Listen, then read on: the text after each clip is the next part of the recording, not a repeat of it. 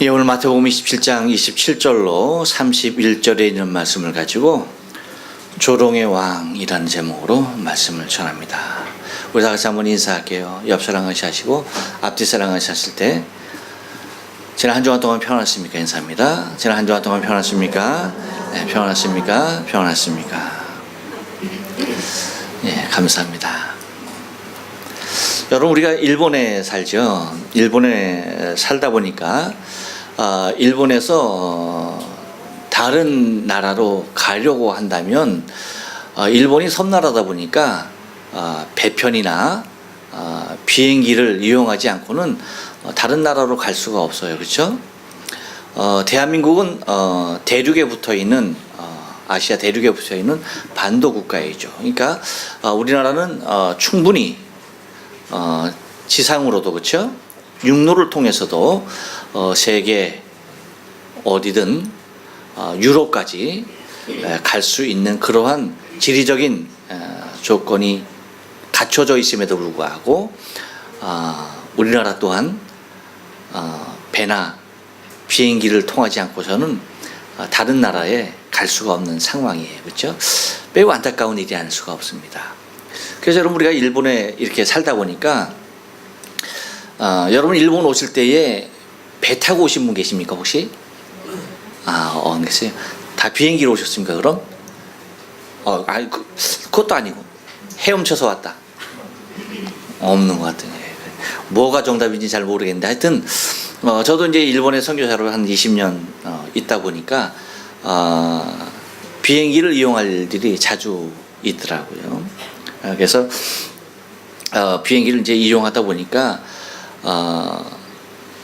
이제 어떤 분들은 이제 딱 한 항공사를 딱 정해놓고 그 항공사만 계속 이용하시는 분들도 계시잖아요. 근데 저는 무조건 싼 거, 그렇죠? 제일 싼 거. 이제 거기다 이제 찾아서 이제 타고 다니죠. 그런데 지난달이었어요. 7월달에 저희 그 아버님 그 소천 1주기를 맞아서 저와 함께 이제 아내가 한국을 나갔다 왔습니다. 나갔다 들어오는데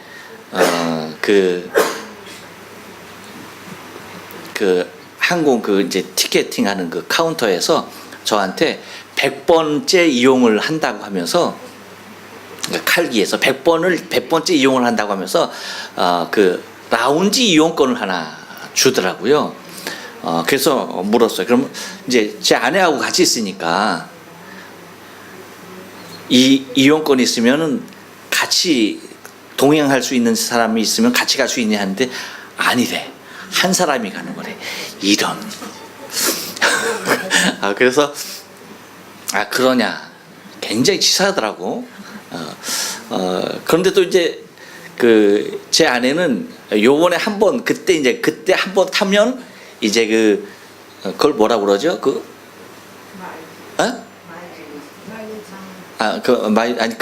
뭐야? 모닝캄. 주여, 큰일 났어. 모닝캄 이제 회원이 되는 거예요. 이제 아마 40번 타면 되나요?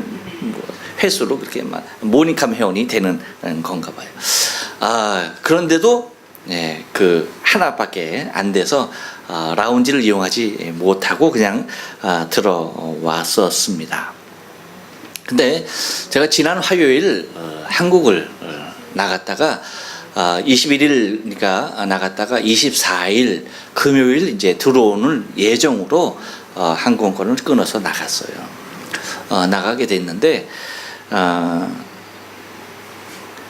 4일의 일정이었죠. 그러니까 3박 4일 일정이다 보니까 이제 주된 일도 있지만 또 이렇게 나간 거니까 좀 이제 만날 사람을 좀 만나려고 또 이제 특별히 제가 여러분 이 안경이 어때요?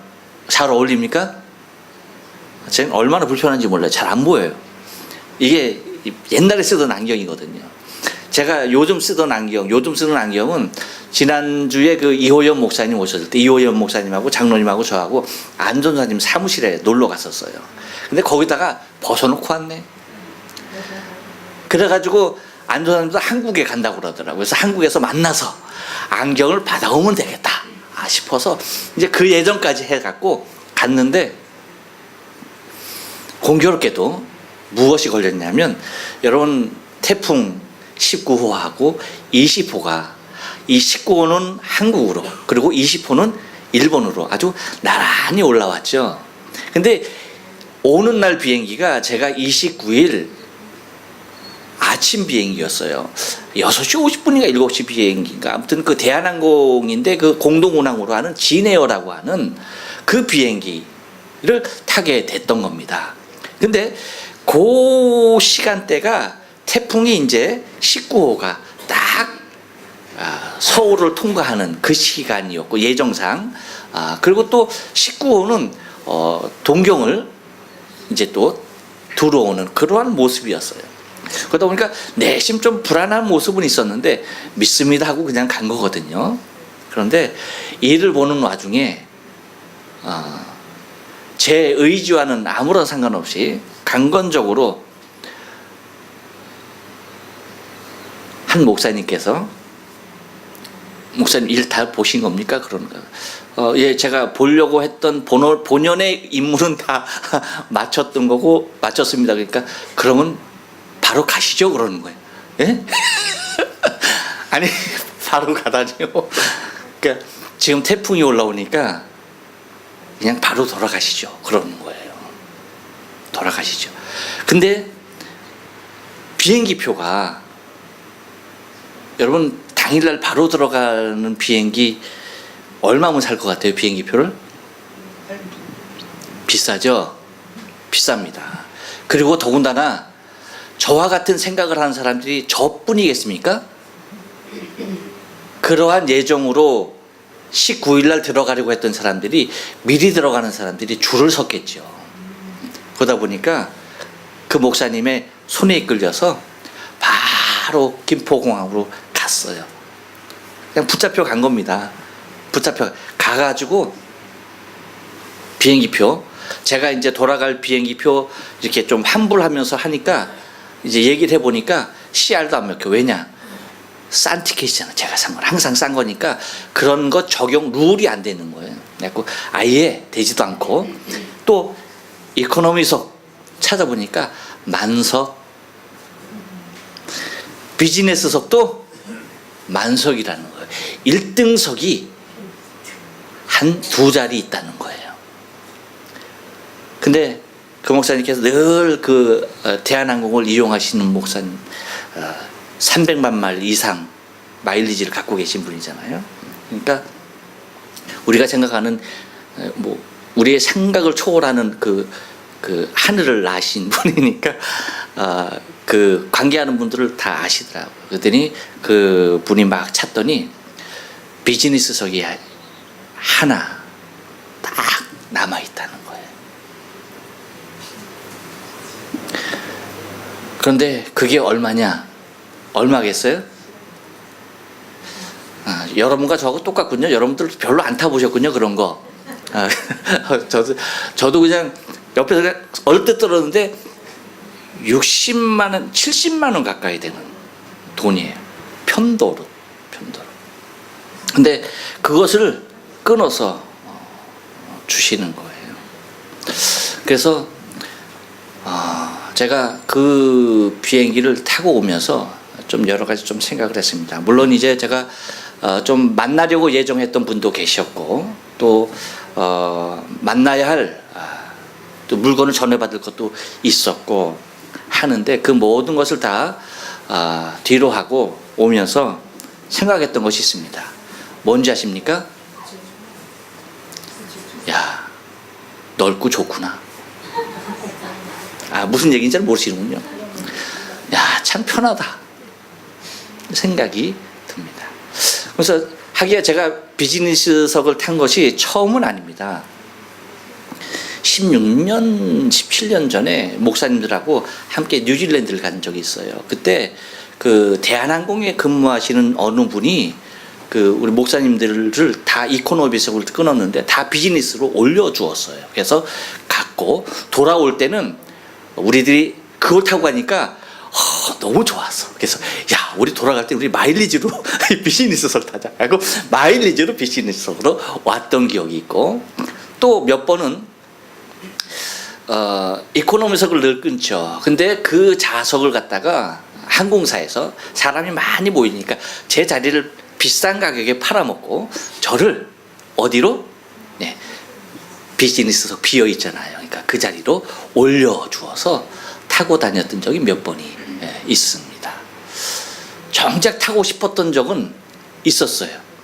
제 아내하고 미국을 갔다가 그냥 가는 건 갔어. 근데 오는 게 시간이 더 걸리잖아요. 정말 너무나 피곤하고 힘들어서 우리 저기 마일리지로 좀 올려서 한번 가볼까 하고서 뒤밀었더니 야, 난 처음 알았네. 너무 싼 티켓이라서 그거조차도 안 된대. 그 적용이 안 된대. 아, 그런 것도 있더라고요. 그런 것도. 그런 적용조차 안 되는 티켓이 있더라고요. 그런데 아무튼 그것을 타고 오면서 여러 가지를 좀 생각했습니다. 그 중에 하나가 아유, 빌어먹을 뭐요? 빌어먹을 이 넓은 자리 좀 줄여서 저 이코노미석하고 좀 이렇게 균등하게 좀 나눠서 좀 다들 편안하게 가게 하지 하는 생각과 더불어서 그런 생각을 했습니다.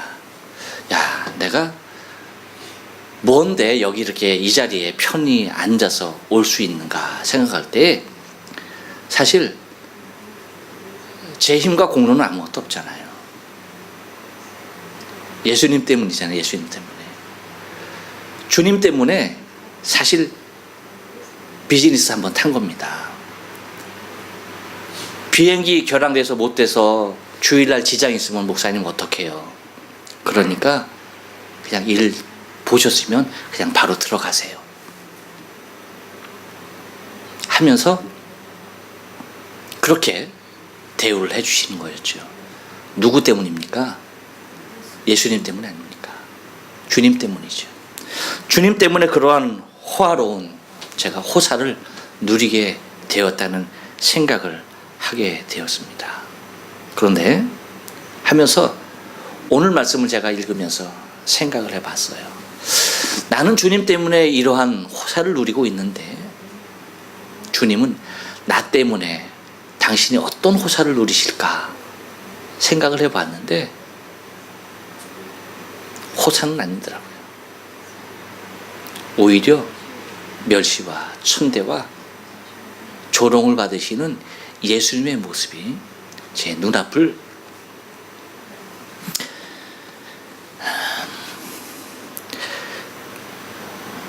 가리게 되는 것을 바라보게 되었습니다. 나는 정작 예수님 때문에 제가 누릴 수 있는 그 이상의 모든 것들을 누리고 있는데 예수님은 나 때문에 누릴 수 있는 것이 무엇일까라고 생각할 때에 멸시와 천대였던 것을 발견하게 되더라고요. 여러분 오늘 본문을 통해서도 예수님은 유대인의 왕으로 오셨습니다. 다시 말하면 유대인의 왕으로 오셨다는 얘기가 뭐예요? 그것은 하나님께서 택한 백성들의 왕입니다. 하나님의 나라의 영원한 왕 통치자로 오신 겁니다. 그 백성을 구원하러 오신 진정한 왕이셨습니다. 그런데 그분께서 그 예수님께서 죄범한 인생들을 대신해서 조롱의 대상으로 서 계신 조롱의 왕으로서 지금 군사들 앞에 서 계신 예수님의 모습을 발견하게 됩니다. 여러분 오늘 본문 유대인의 왕으로서가 아닌 조롱의 왕으로서 그 모진 조롱을 받고 계신 예수님의 모습을 우리가 생각하면서 우리가 나를 위해서 오신 예수님께서 나를 위해서 행하신, 나를 위해서 당신의 생명을 주신 그분에게 내가 무엇으로 그분에게 나가고 있는지 한번 우리 말씀을 생각하면서 좀 은혜를 서로 나누길 원합니다. 여러분 유대인의 왕을 조롱의 왕으로 만드는 것은 한번 따라서 합니다. 무력으로서 다스릴 수 있다고 믿는 것입니다. 예, 여러분 27절 말씀 보니까 이렇게 얘기하고 있어요. 온 군대를 그에게 모으고라고 말합니다.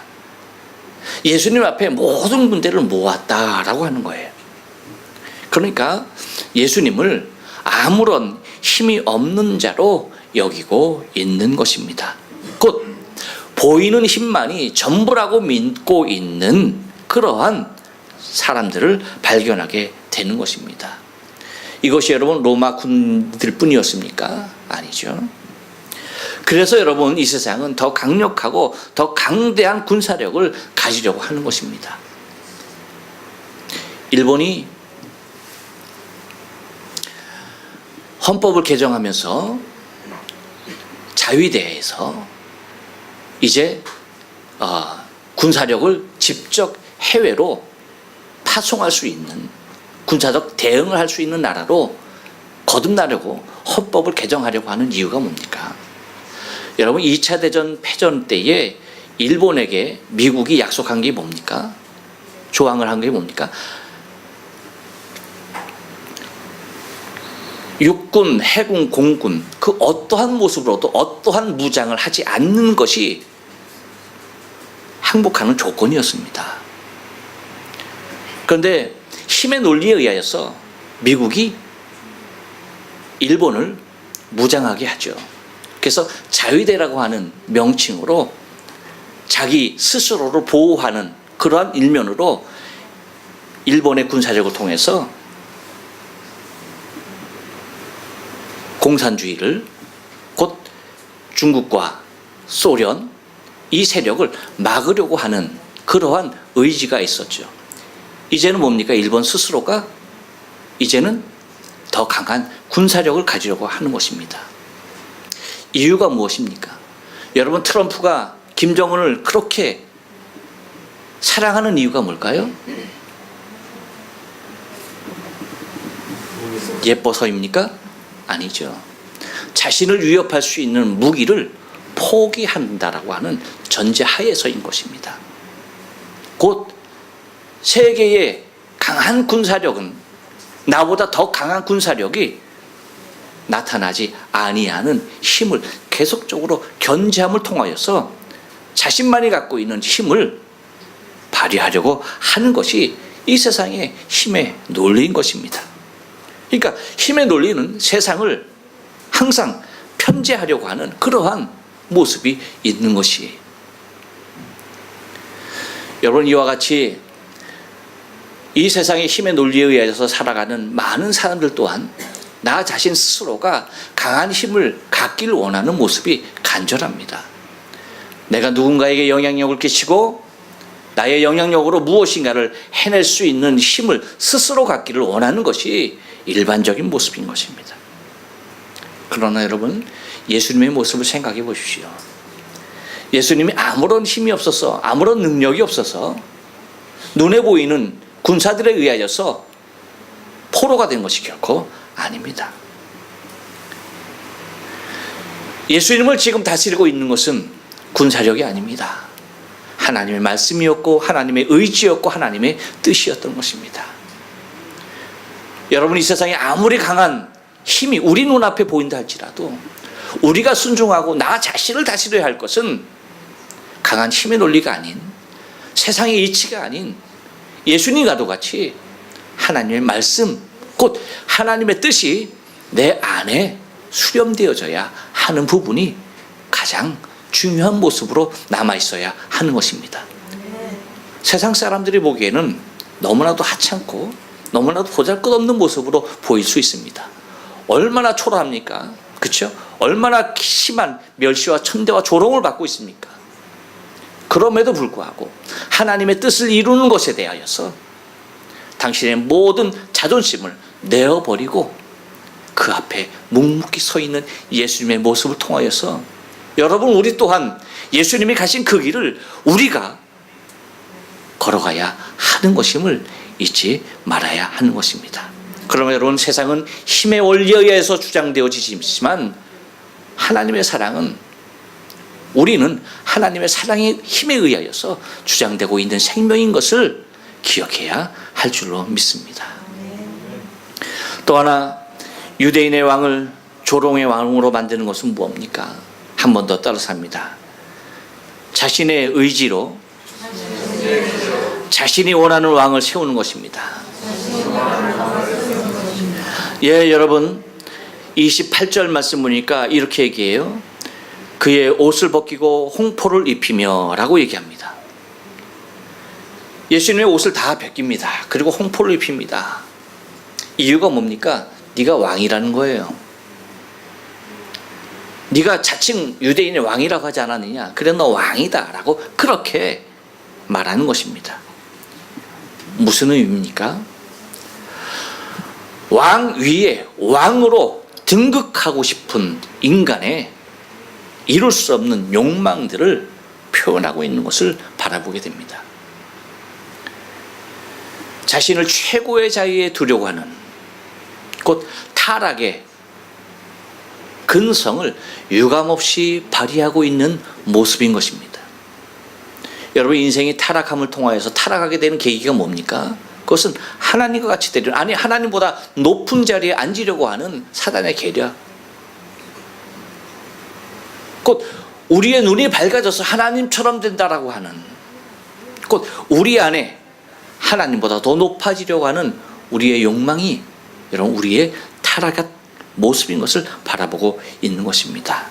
곧 자기의 의지로 왕을 세우고 그 자리에 자신이 군림하기를 원하는 모습인 것입니다. 내가 원하는 왕을 세우고 그 왕을 내가 다스리려고 하는 엄청난 일들을 하고 있는 것입니다. 곧 섭정하고 싶은 마음들이 우리 누구에게나 간곡하게 있다라고 하는 것이죠. 그래서 예수의 옷을 벗기고 그에게 홍포를 입힘으로 하면서 곧 그를 다스리고 그 위에 군림한다라고 하는 자신의 모습들, 곧 우리는 로마다라고 하는 그러한 자신의 강함을 표현하고 있는 모습인 것을 바라보게 됩니다. 여러분, 우리는 이 모습 속에서 우리 자신의 모습을 생각해 봐야 돼요. 우리는 어쩌면 우리 스스로가 예수님보다 더 높아진 왕으로서 예수 그리스도를 쥐락펴락하는 일들이 얼마나 많은지 모르죠. 하나님을 오라 가라 하는 일들이 얼마나 많은지 모릅니다. 하나님에게 이거 하라 저거 하라 하는 일들이 얼마나 많은지 모르죠. 그것은 우리 스스로가 하나님보다 높은 위치에 앉아있는 나 자신의 모습을 발견하게 되는 것입니다. 어떠한 모습으로요? 기도라고 하는 명목을 통하여서 내가 하나님 앞에 기도한다고 하면서 어쩌면 하나님보다 더 위에 있는 상전으로서 하나님을 오라가라 하는 모습의 일들이 얼마나 자행되고 있는지 모른다는 것이죠. 여러분, 기도라고 하는 것은 우리의 소원을 이루는 것이 아닙니다. 기도는 하나님의 뜻을 이루기 위한 나 자신의 몸부림이어야 한다는 것이죠. 그럼에도 불구하고 기도라고 하는 도구로 마치 하나님을 종부리듯 하는 그러한 모습, 그 응답이 되지 아니하면 하나님 나에게 왜 이러십니까? 오히려 원망과 불만으로 가득 차 있는 우리의 모습을, 불쾌함을 토로하는 일들이 얼마나 많은지 모르죠. 뭡니까? 우리 또한 우리 스스로가 왕이 되어 있는 나 자신의 모습을 발견하는 것입니다. 나 자신 스스로가 예수 그리스도를 다스리려고 하는, 그의 말씀과는 상관없는, 하나님의 뜻과는 상관없는 나 자신의 인생의 욕구만을 채워나가려고 하는 우리 자신의 모습들을 발견하게 된다는 것입니다. 그러므로 유대인의 왕을 조롱의 왕으로 만드는 것은 빌라도와 로마 군사들이 아닙니다. 우리의 삶의 모습이 나의 왕 되신 그분을 조롱의 왕으로 세워놓고 있는 우리의 모습을 발견해야 하는 것입니다. 또 하나, 유대인의 왕을 조롱의 왕으로 만드는 것은요, 한 번 더 따라서 합니다. 자신의 희롱거리로 여기고 마는 것입니다. 예, 여러분 29절 말씀 보니까 그렇게 얘기해요. 가시면류관을 엮어 그 머리에 씌우고 갈대를 그 오른손에 들리고 그 앞에서 무릎을 꿇고 희롱하여 가로되 유대인의 왕이여 평안할지어다 하며 라고 말합니다. 우리는 우리의 모습 그대로를 인정하기를 매우 힘들어합니다. 자신을 자신의 실제 모습, 그 이상의 모습으로 내비치려고 하는 아주 고질적인 피해의식이 우리 안에 자리합니다. 이것은 죄범한 인생들의 보편적인 모습이기도 합니다. 즉, 나를 나 자신으로 인정하지 못하고 있는 것이에요. 그래서 나보다는 나의 실질적인 모습, 나 자신, 나 그대로의 모습보다는 더 좋은 모습으로 나 자신을 미화하려는 그러한 노력들이 우리 안에 얼마나 많은지 모르죠.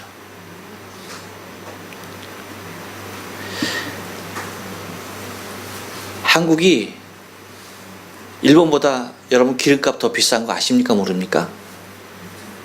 비싸죠. 압니다. 그럼에도 불구하고 여러분 일본의 경차의 비중이 얼마인 것 같아요? 경차가 굉장히 많습니다. 굉장히 많아요. 여러분 도쿄의 이 23구 안에 사니까 경차가 그렇게 많나? 라고 의심이 갈 분들이 계실 거예요. 근데 사실 도쿄도 23구에도 경차가 굉장히 많은 편이에요. 그렇죠? 근데 요 23구를 벗어나면요, 도쿄도를 벗어나면요, 거의 다가 경차입니다. 아셔요? 그러니까 그 시골이죠. 이나카에서 타고 다니는 사람들의 차종은요, 거의 다 노란 남바예요. 다 경차예요. 거의 그렇습니다. 그러니까 경차가 차지하는 비율이 얼마나 많은지 몰라요. 왜 그럴까요? 한국에서, 일본에서의 차는요, 편리성이에요. 활용성이에요. 그것밖에 없어요. 그게 목적이고, 그게 차가 있는 이유예요. 어떤 차가 됐든, 그쵸? 나에게 맞게 저렴하게 불편함 없이 사용하면 되는 거예요. 그 이상 그 이하도 없는 거예요. 근데 대한민국에서의 자동차는 뭡니까? 그것보다 더 큰 이유가 있는 겁니다. 존재의 가치가 있어요. 그게 뭡니까?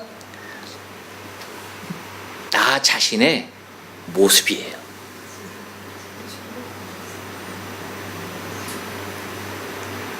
내가 어떠한 사람이냐, 그것을 나타내는 가장 편하고 가장 빠른, 그리고 가장 확실하게 각인시키는 도구예요.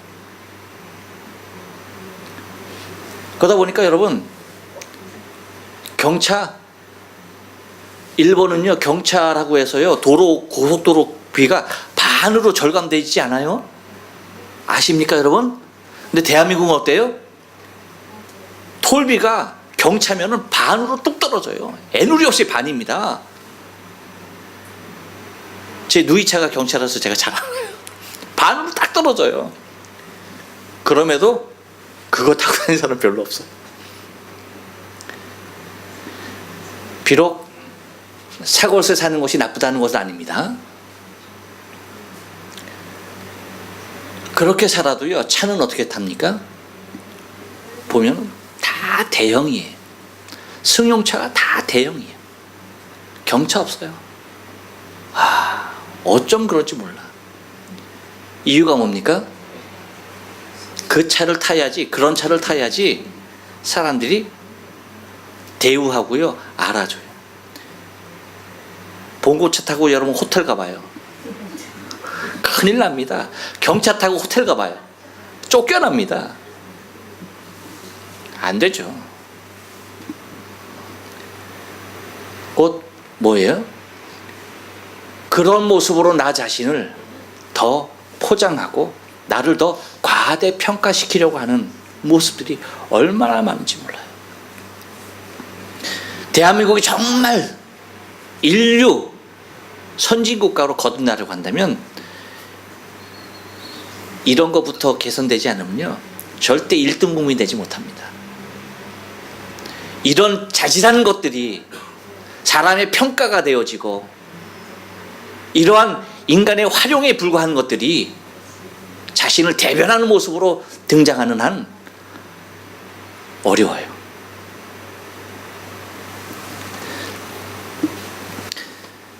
곧 뭡니까?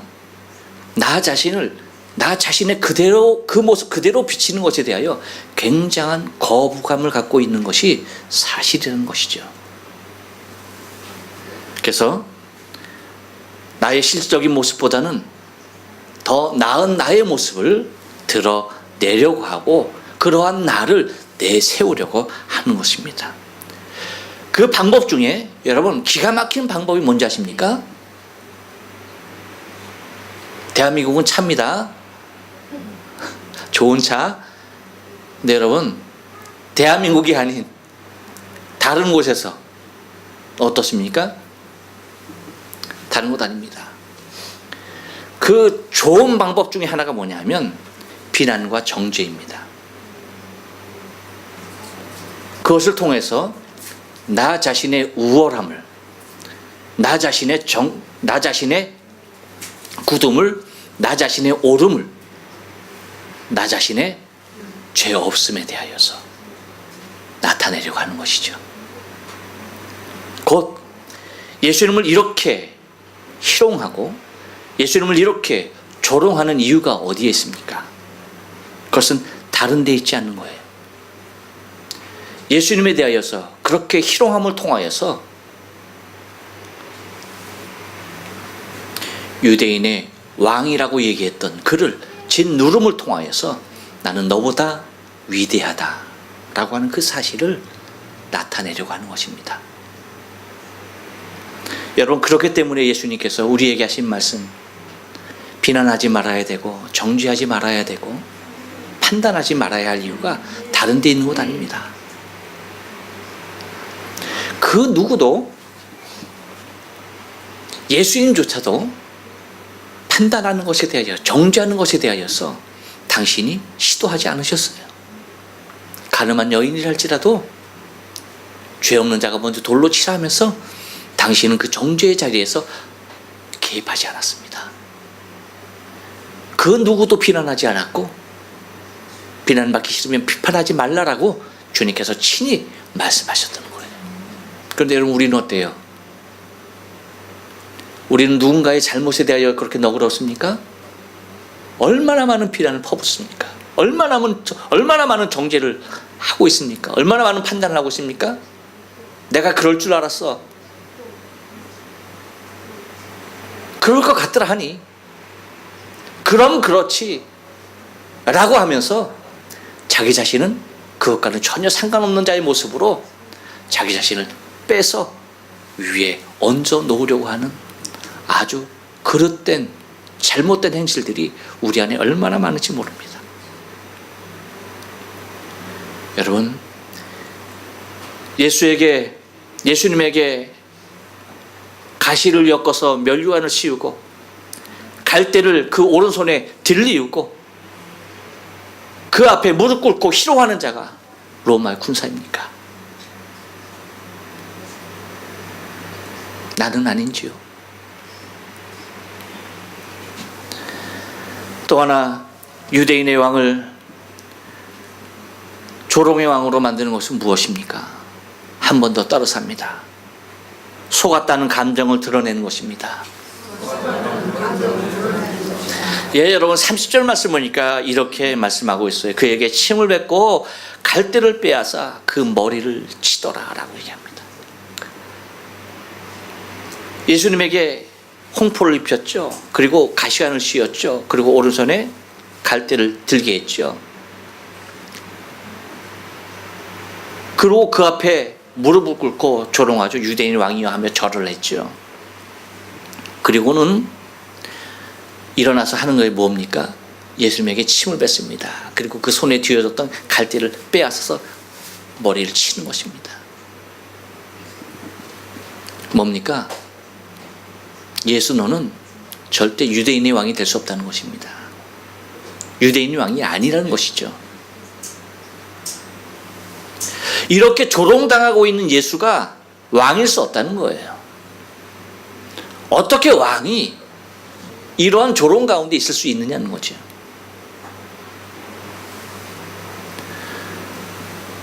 곧 너는 너무 지독한 거짓말장이고 시대의 사기꾼이라고 정죄하고 있는 것입니다.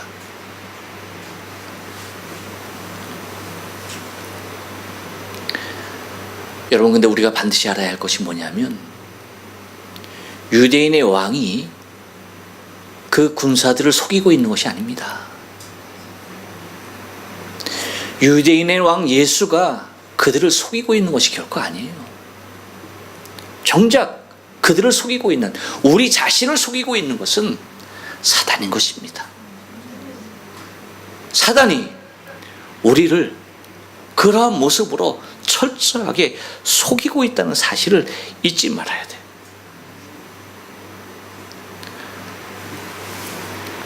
여러분, 우리의 신앙의 삶 가운데 많은 부분에서 이 사단에게 속아 넘어가는 일들이 너무나 많습니다. 그래서 우리의 의지와는 상관없이 우리가 범죄함의 자리에, 그리고 우리가 누군가에게 상처를 입히는 자리에 이르는 경우가 너무나 많아요. 이유가 무엇이냐? 다 사단에게 속는 것입니다.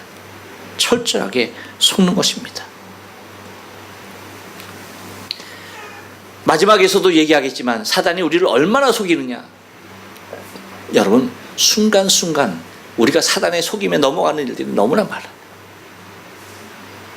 근데 그 일들이 여러분 그냥이 아니에요. 얼마나 많은 미화된 말들이며 또한 심지어 하나님의 말씀이라고 하는 성경을 통하여서도 그렇게 우리를 속이고 있다는 사실을 잊지 말아야 합니다.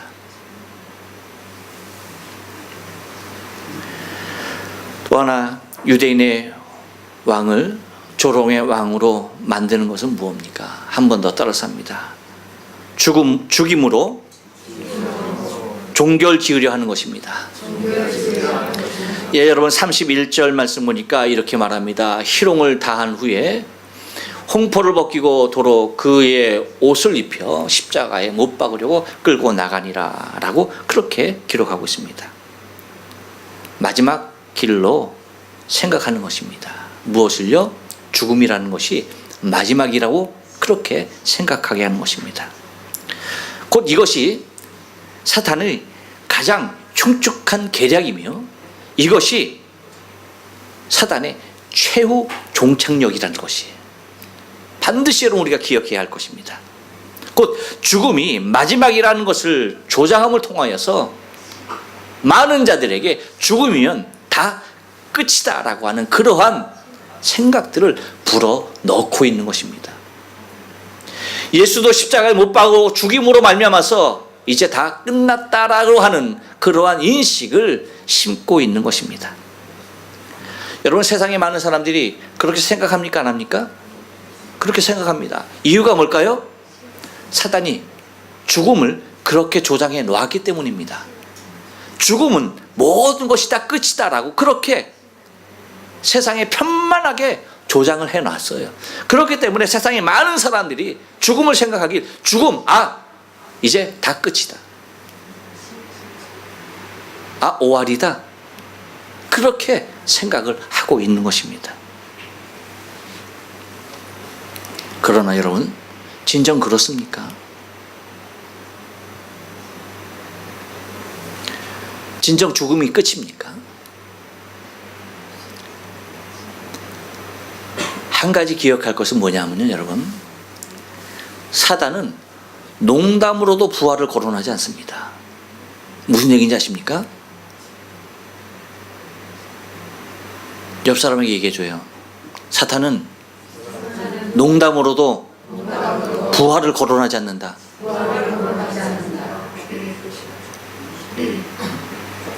왜일까요? 자기가 늘어놓은 죽음이면 다 끝이다라고 하는 이 논리를 뒤엎는 어떠한 단어조차도 생각나지 않게 하려고 하는 것이 사단의 전략이기 때문입니다.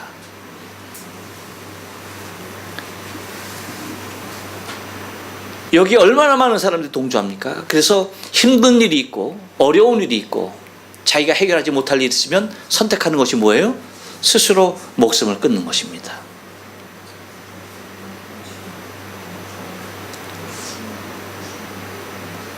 이것이 다 무엇이에요? 사단이 조장해 놓은 얼마나 흉측한 계략인지 모르는 거예요. 여러분, 우리 인생은요, 죽음이 끝이 아닙니다. 죽음은 시작이에요. 할렐루야.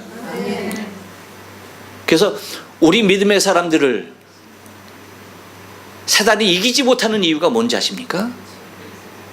우리에게 영생을 주신 주 예수 그리스도의 보혈이 있기 때문입니다. 영원한 생명, 그 삶, 그 승리가 있기 때문입니다. 우리는 죽음을 두려워하는 존재가 아닙니다. 예수님께서 만약에 죽음을 두려워했다고 한다면 여기 이렇게 순순히 십자가에 못 박히지 말았어야 했습니다. 하지만 이 죽음이 마지막이 아니기에, 이 죽음을 통하여서 무엇이 있기에? 부활이 있기에. 할렐루야. 그러므로 여러분, 우리의 육신을 벗는 것은 우리의 또 다른 생명을 입는 길인 것임을 잊지 말아야 됩니다.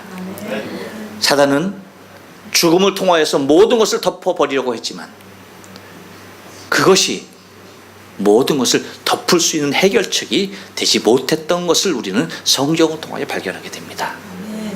여러분, 유대인의 왕을 조롱의 왕으로 만들려고 했던 사단의 계략은 순간 승리하는 것 같았지만 결코 승리하지 못하는 것입니다. 여러분, 마찬가지로 우리가 이 땅에서 잠깐 고난을 당하며 잠깐 우리의 인생의 삶 가운데 어려움이 있을 것 같지만 또한 우리의 어려움 가운데 놓여져 있지만 이것이 우리의 마지막이 아니라는 사실입니다. 이것을 통하여서 우리로 하여금 또 다른 생명과 또 다른 소망을 꿈꾸게 하시는 하나님의 더 큰 사랑을 여러분 기억하면서 내 자신의 신앙의 삶을 통하여서 유대인의 왕, 나의 주 하나님을 조롱의 왕으로 만드는 일이 없도록 우리의 신앙의 삶을 날마다 겸허히 서서 주 앞에 서 나가야 할 줄로 믿습니다. 기도하십니다.